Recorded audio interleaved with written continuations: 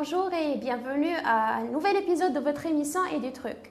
J'accueille avec moi aujourd'hui professeur Mohamed Saidi. Professeur Mohamed Saidi, vous êtes ex-directeur de l'INSEAS, vous êtes président de l'IDC, Interactive Digital Center de Benkrir, et vous êtes professeur universitaire.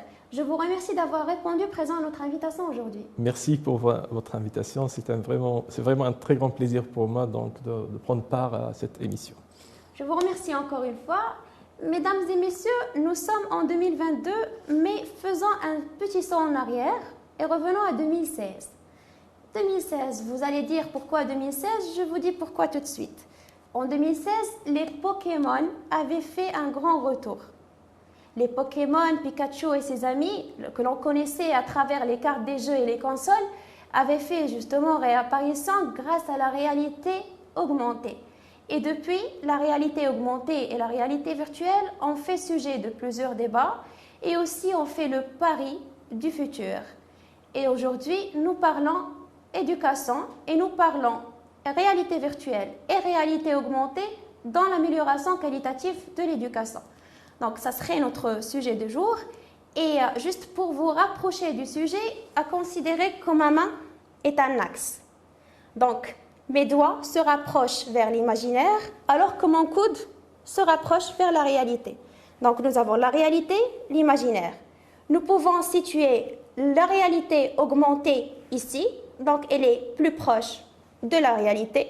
Et nous pourrons situer la réalité virtuelle ici, et donc elle est plus proche de l'imaginaire. Mais ce n'est pas moi l'experte ici, vous êtes l'expert, professeur Saidi. Quelle différence pouvons-nous faire entre la réalité augmentée et la réalité virtuelle? D'accord. Merci pour cette question. Mais avant de donner la réponse à cette question, j'aimerais tout d'abord souligner quelques points en relation avec l'évolution historique de la technologie qui ont contribué certainement au développement des technologies immersives. Oui, allez-y.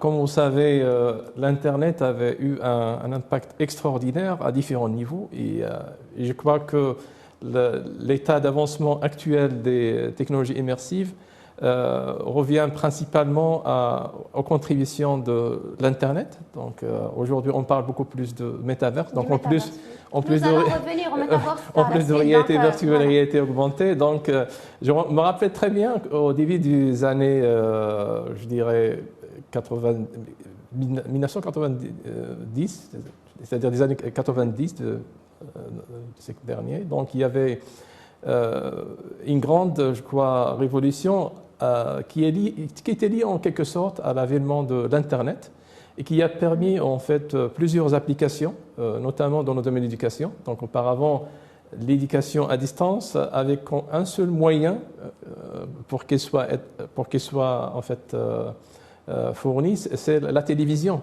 Donc, mais l'Internet a ramené d'autres approches, d'autres applications, notamment à travers des plateformes e-learning, des MOOC et d'autres plateformes. Il y avait aussi d'autres technologies qui se sont adossées par la suite sur Internet. Si vous le permettez, professeur Saidi, nous allons par la suite revenir sur ça, surtout dans tout ce qui est usage de ces technologies dans l'éducation. Oui.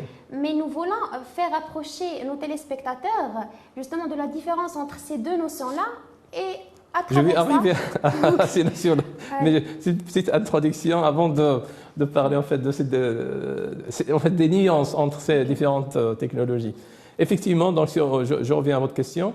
Donc, la réalité virtuelle en fait, concerne des environnements qui sont totalement virtuels, qui sont imaginaires, qui n'existent pas dans la réalité.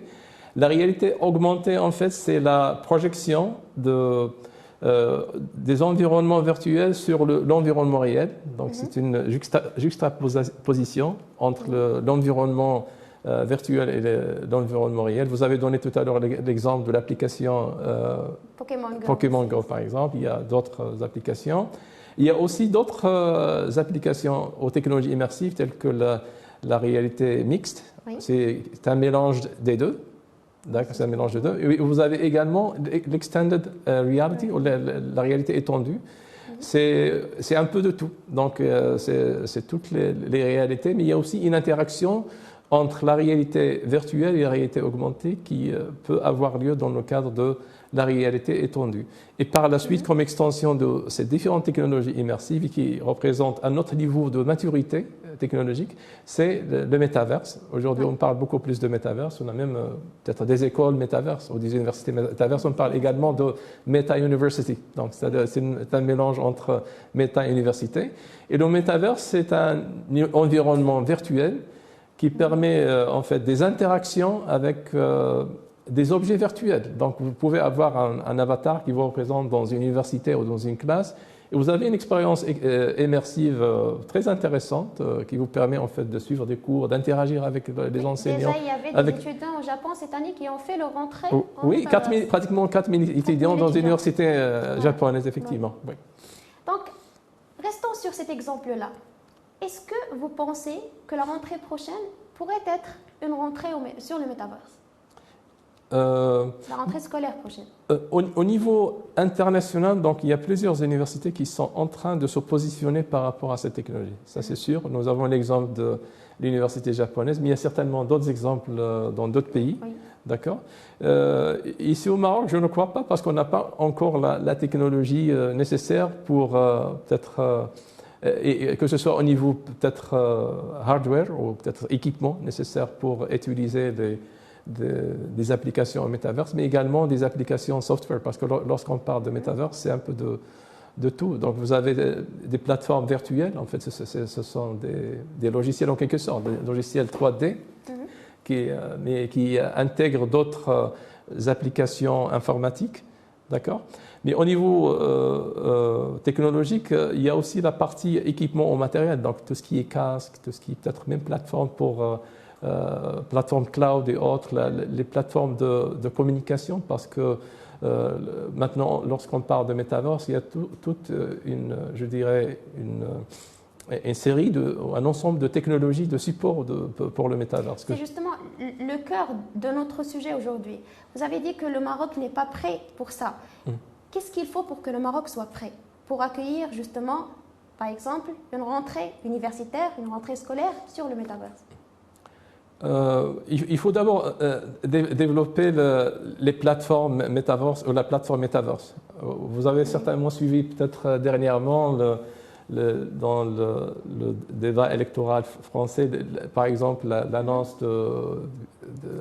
à l'époque, donc le président actuel Emmanuel Macron, donc il avait annoncé en fait comme projet la création d'un métaverse européen. Donc c'était un des projets en fait électoraux qu'il avait annoncé à l'époque. Juste pour vous montrer, donc il y a plusieurs pays qui sont en train de se positionner. Le fait de créer un métaverse, c'est pas un petit projet. Donc c'est un projet qui demande des moyens, mais qui demande aussi du temps pour sa concrétisation, pour sa réalisation. Donc pour la prochaine rentrée universitaire, je suis sûr qu'on va pas être, si vous voulez, prêt pour déjà en fait mettre en place donc un métaverse universitaire ou scolaire. Ok. Donc laissons le métaverse à côté et revenons à notre réalité virtuelle et réalité augmentée. Quel usage de la réalité virtuelle et de la réalité augmentée à prévoir dans nos universités et dans les écoles? En fait, là, on peut parler de plusieurs usages possibles. Je dois dire également qu'il y a plusieurs universités ici au Maroc qui utilisent déjà la technologie. Donc, dans différentes universités, vous allez trouver peut-être au niveau enseignement, au niveau peut-être recherche, des laboratoires qui utilisent des technologies immersives de type réalité augmentée, réalité virtuelle, et très particulièrement avec l'installation du Centre digital interactif Benguerir, avec les différentes formations qu'on a lancées, donc et on a fourni aux différentes universités au cours de ces 2 dernières années. On a les compétences nécessaires pour au moins développer les contenus en réalité virtuelle, réalité augmentée, pour aussi développer même de la recherche sur ces thématiques-là. Je connais personnellement plusieurs laboratoires et plusieurs chercheurs qui développent des recherches autour de ces thématiques. Donc, revenons au centre, et parce j'assume que plusieurs de nos téléspectateurs serait curieux de savoir davantage de ce centre. Qu'est-ce que vous faites au juste, à part ces genres de formations que vous voulez citer? D'accord. Donc, si vous permettez, laissez-moi donner un aperçu aussi sur si vous voulez, les partenaires qui ont contribué à la mise en place, pardon, de ce centre. Le centre a démarré en février 2020, quelques semaines avant l'arrivée du Covid. On avait l'intention de déployer des formations en présentiel pour l'ensemble des universités marocaines. Donc, dans le cadre d'un programme très développé de formation qui touche plusieurs aspects, plusieurs niveaux. Donc, nous avons des formations pour les enseignants selon bien sûr les différents niveaux, que ce soit même peut-être primaire ou secondaire, universitaire, même la formation professionnelle est concernée. Nous avons aussi des formations qui ciblent des professionnels dans le cadre d'un programme spécifique. Nous avons également un autre programme très développé qui forme carrément des experts en réalité virtuelle, réalité augmentée. Nous sommes déjà à la 6e cohorte dans le cadre de ce programme. Et je crois que c'est le seul programme au niveau même d'Afrique qui fonctionne aujourd'hui, qui développe des compétences dans ce domaine qui est aujourd'hui très demandé, justement selon la nouvelle vague créée par le Metaverse. D'accord ? Les formations, donc, on démarre, comme j'avais dit, donc ça fait pratiquement 2 ans. Nous avons contribué à la formation de plusieurs cohortes, que ce soit au niveau enseignant, au niveau étudiant. Et je crois qu'il y a une dynamique qui est en train de se développer autour de ce centre au niveau national. Il y a aussi un effet si vous voulez, important sur les différentes formations déjà existantes sur certaines universités marocaines. Par exemple, nous travaillons avec des écoles d'architecture, notamment pour introduire des modules de cours spécifiques pour l'architecture, basés sur les technologies immersives, avec quelques facultés de médecine. Les écoles d'ingénieurs aussi sont bien servies à travers les programmes de formation. Voilà. Donc, qu'est-ce qu'il faudra pour généraliser cette expérience-là à l'ensemble des écoles et universités marocaines? C'est que voilà, vous faites la formation des étudiants, donc ces étudiants pourront porter ces savoir-faire, cette expertise, et côté moyen et côté aussi matériel.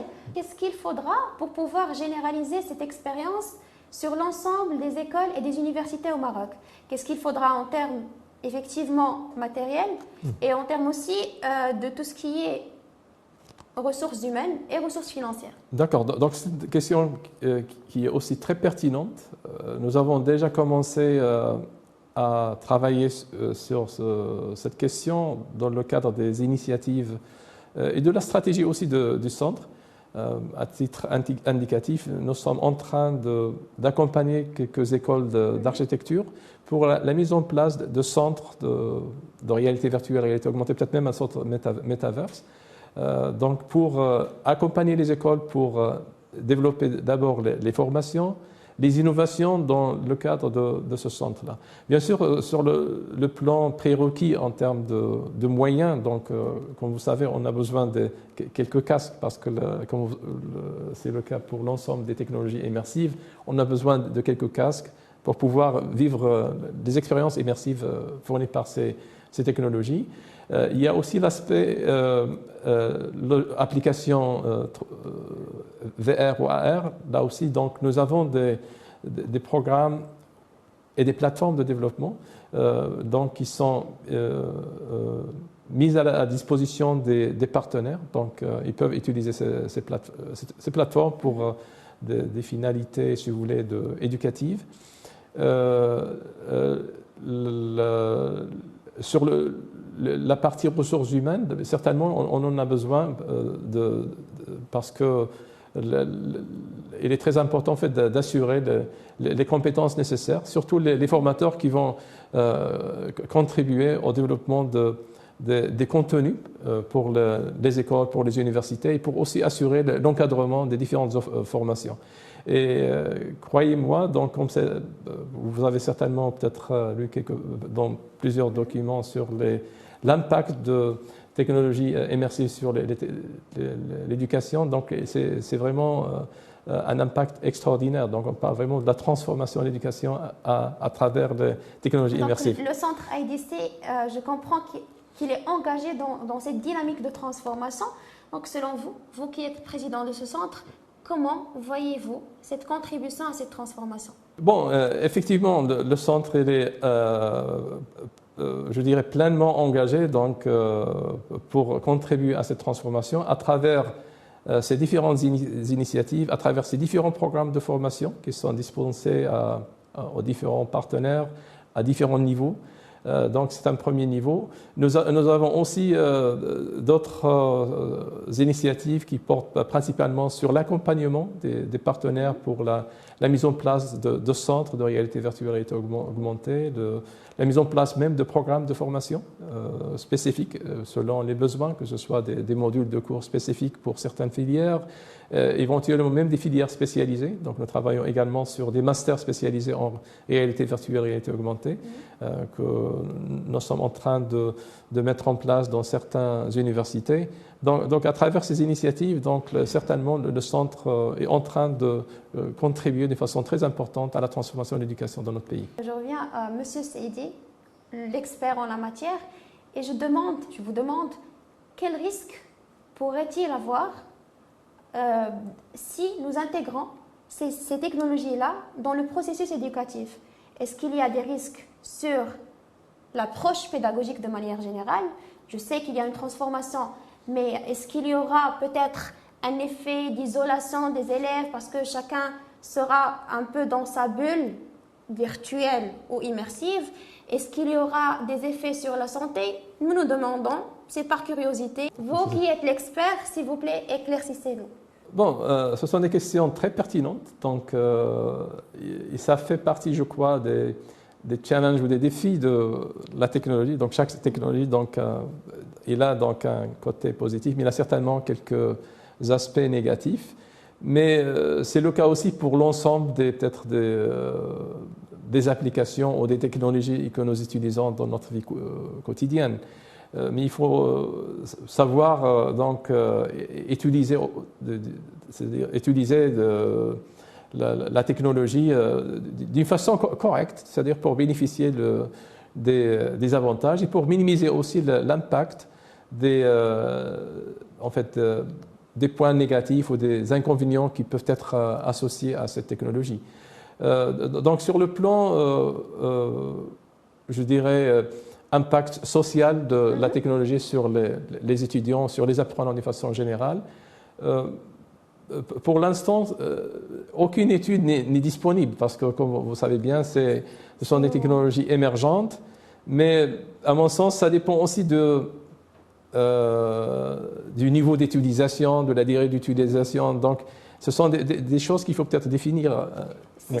C'est un peu loin de l'éducation, mais je reviens juste sur ce cas d'étude, parce qu'il y avait plusieurs études qui ont été faites sur les joueurs qui sont un peu addicts au jeu en virtual reality, donc en réalité virtuelle, et cette étude-là ont dégagé ce qu'on peut appeler l'effet Proteus, de manière à ce que le joueur est très attaché à son avatar, et donc même l'identité est maniable, il ne sait plus qui il est, il n'arrive plus à faire la différenciation entre sa personne et son avatar.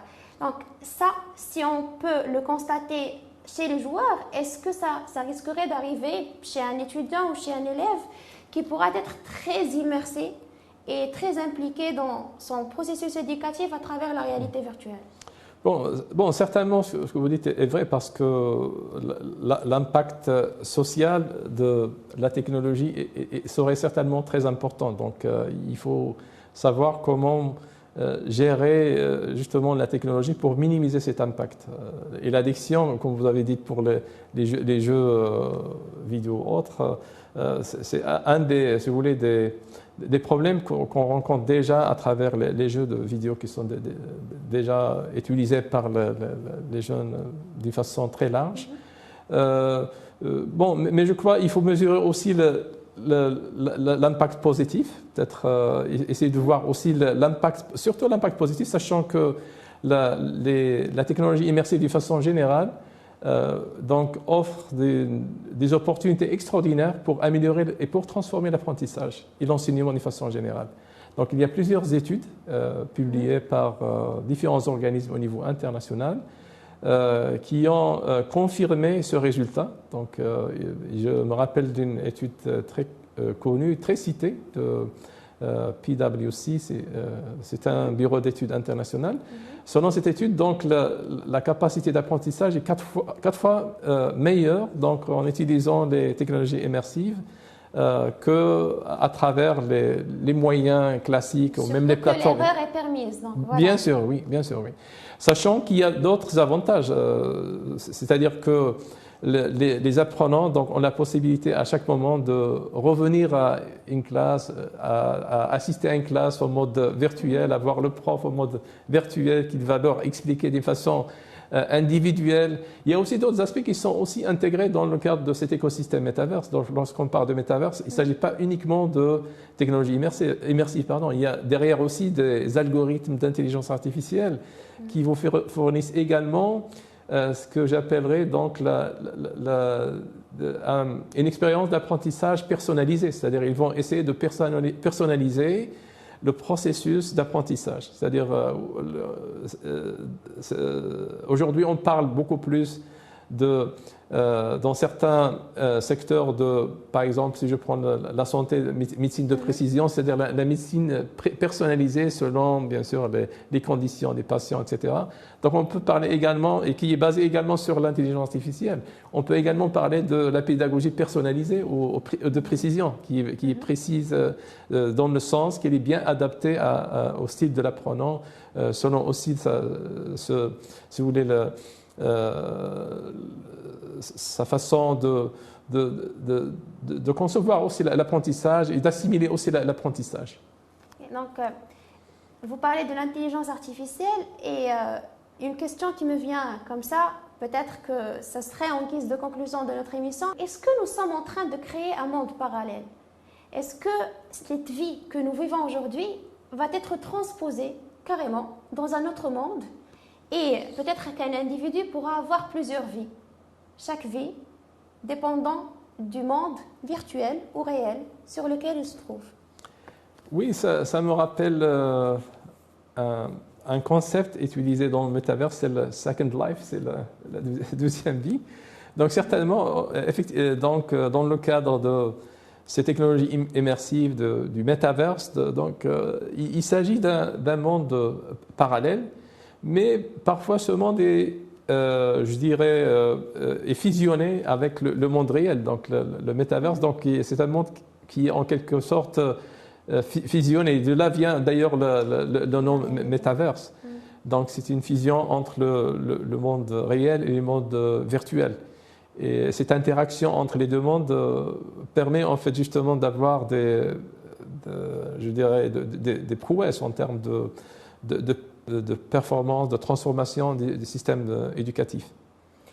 J'avais lu, et c'est juste entre parenthèses, qu'il y a l'histoire de deux jeunes qui se sont rencontrés sur le Metaverse et qui sont tombés amoureux l'un de l'autre sur le Metaverse. Et par la suite, ils voulaient reprendre cette relation-là sur le monde réel. Et lorsqu'ils se sont rencontrés en personne, les sentiments n'y étaient plus. Donc, si nous parlons de l'intelligence artificielle et de l'intelligence émotionnelle aussi sur les métaverses, est-ce qu'il y a un risque ou des précautions justement dans ce sens-là? C'est une question qui est très pertinente aussi. Donc, effectivement, dans le cadre des métaverses, l'intelligence artificielle est importante, mais je crois aussi que l'intelligence émotionnelle, je crois, est beaucoup plus importante. Aujourd'hui, l'intelligence émotionnelle a été identifiée parmi les compétences du XXIe siècle dans une étude récente du Forum économique mondial. Ça a été annoncé, je crois, en 2020. Et je crois que c'est très important, en fait, de développer ces compétences. Et je crois que le métaverse et même les technologies immersives permettent en fait de développer des compétences émotionnelles, des compétences soft skills, donc telles que le leadership. Donc il ne s'agit pas uniquement de compétences techniques, qui peuvent être développés à travers le métaverse ou les technologies immersives. Donc il y a aussi cet aspect-là. Est-ce que vous pensez qu'un jour, nos avatars par exemple sur le métaverse, développeront eux-mêmes cette intelligence artificielle, cette intelligence émotionnelle, et donc pourraient carrément vivre indépendamment de leur utilisateur? Mais généralement, l'avatar représente un utilisateur physique. Donc il y a une interaction, je dirais, très importante entre l'avatar et la personne physique qui la représente. Donc, et cette interaction fait en sorte qu'il y a, je crois, donc, un transfert si vous voulez, d'émotions, d'idées, de pensées, etc. Donc, il y a une juxtaposition entre les deux entités, l'entité physique et l'entité virtuelle. D'accord. Donc, selon vous, nous ne pouvons pas tomber dans le scénario Robot versus Humans, le fameux scénario, et donc les avatars versus Humans n'est pas possible. Non. Lorsqu'on parle d'avatar, en fait, c'est une sorte de téléportation. C'est-à-dire une téléportation d'une personne physique dans un environnement virtuel. Donc, il y a seulement, je crois, 2 jours, il y avait une téléportation d'un médecin américain, justement pour vous dire aussi qu'il y a même la NASA s'intéresse au métaverse. Donc la semaine dernière, ça a été aussi annoncé dans les médias. Donc la NASA a téléporté un médecin donc à la station spatiale internationale. Donc il y a même une vidéo qui montre en fait cette téléportation pour juste vous montrer ce phénomène qui me semble très intéressant. Donc comme ça, une personne peut être téléportée à n'importe quel environnement virtuel dans le cadre de métaverse. Donc, professeur Saidi, un dernier mot, un dernier message à faire passer à l'ensemble des acteurs du processus éducatif à propos de l'importance de ces technologies de la réalité virtuelle, la réalité augmentée et par la suite peut-être le métaverse dans le monde éducatif. Bon, je ne vais pas dire que les technologies immersives ou la réalité virtuelle et la réalité augmentée représentent des technologies du futur de l'éducation. Ils sont déjà utilisés, employés dans différents systèmes éducatifs de par le monde. On parle beaucoup plus aujourd'hui de métaverse. Il y a même plusieurs universités qui se positionnent par rapport à ces technologies émergentes. Et je crois qu'il y a d'énormes et d'extraordinaires opportunités dans le cadre du métaverse que notre pays doit certainement mobiliser au profit du système éducatif national.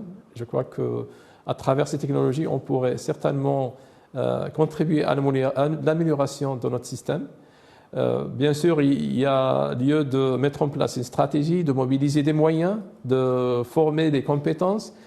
Et je crois que c'est faisable, surtout qu'aujourd'hui, nous sommes au même niveau avec la plupart des pays qui sont en train juste de commencer le processus. Et je crois que c'est une opportunité à saisir.